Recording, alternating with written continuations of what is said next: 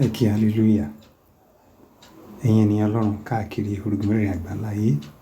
Mo kí wa pé ẹ káàsán ní orúkọ Olúwa Ọlọ́run tó dá ayé àtọ̀run. Ẹ ṣé púpọ̀ tí ẹ̀ ń gbọ́ wa tí ẹ sì ń wò wá. Mo gbàdúrà lórúkọ Jésù Kristi ilé ológo níbi mímọ́ tá ó ti gbé máa kọ mímọ́ mímọ́ mímọ́ lọ́sàn àti lóru.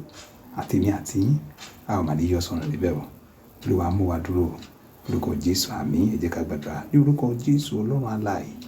A gbé ọ̀gá aṣọ wípé o ṣeun fún gbogbo ẹ̀ṣẹ̀ wa. Olúwa dáríjì wá, yà wá sí mímọ́ kí o sì rí wa sínú ọwọ́ ẹ̀jẹ̀ rẹ̀.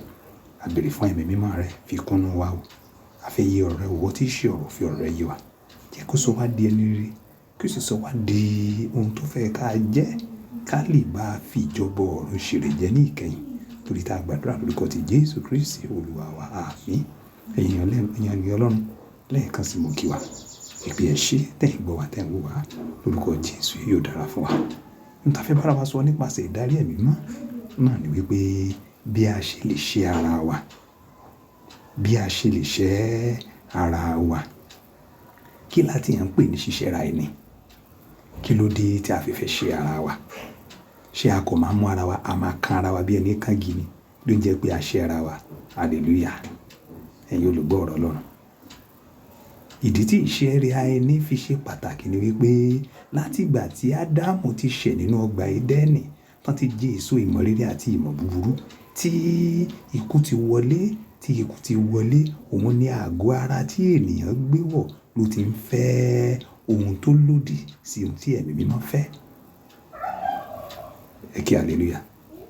Nítorí ìdí èyí, gẹ́gẹ́ bí ọmọ Ọlọ́run tó sì fẹ́ jẹ́ ti Ọlọ́run, ó ní láti ṣe ara rẹ̀.